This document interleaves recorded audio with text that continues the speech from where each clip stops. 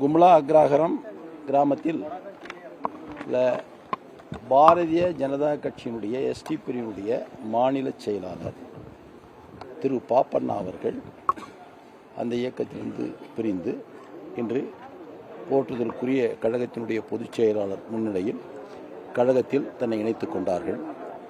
அவரோடு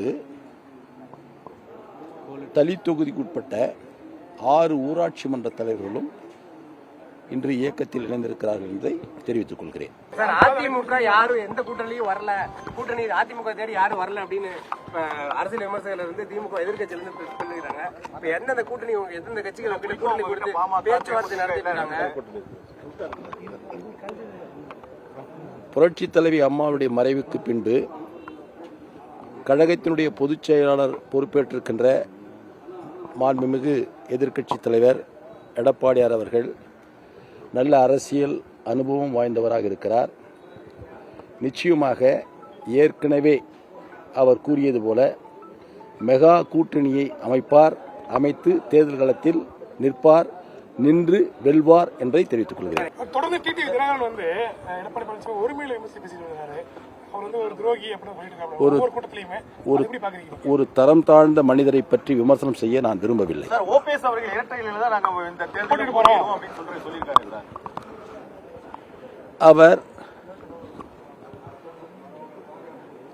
அவருடைய கூற்றுப்படி சொன்னால் 2 முறை முதலமைச்சராக இருந்தவர். புரட்சி தலைவி அம்மா அவர்கள் போட்ட பிச்சையில் பொது வாழ்க்கையில் இந்த இடத்திற்கு வந்தவர். இந்த இடத்திற்கு வந்த பின்பும் அவருடைய சுய புத்தி, சொந்த புத்தியிலே இது போன்ற கருத்துக்களை எல்லாம் சொல்லிக் கொண்டிருக்கிறார். உச்சநீதிமன்றத்திலிருந்து அனைத்து நீதிமன்றங்களும் அனைத்து இந்திய அண்ணா திராவிட முன்னேற்ற கழகத்துடைய பொதுச் செயலாளர் தான் எடப்பாடியார். அவருக்கு ஒதுக்கப்பட்டுள்ள சின்னம் தான் 8 சின்னம் என்று தீர்ப்பு வழங்கப்பட்டிருக்கிறது. அந்த தீர்ப்புக்கு பின்பும் கூட இப்படி உளறிக் கொண்டிருக்கிறார் என்று சொன்னால் யாரை ஏமாற்ற அவர் நினைக்கிறார் என்பது அவருக்கு தான் தெரியும். செய்திகளை உடனுக்குடனும் துல்லியமாகவும் தெரிந்து கொள்ள சப்ஸ்கிரைப் பண்ணுங்க.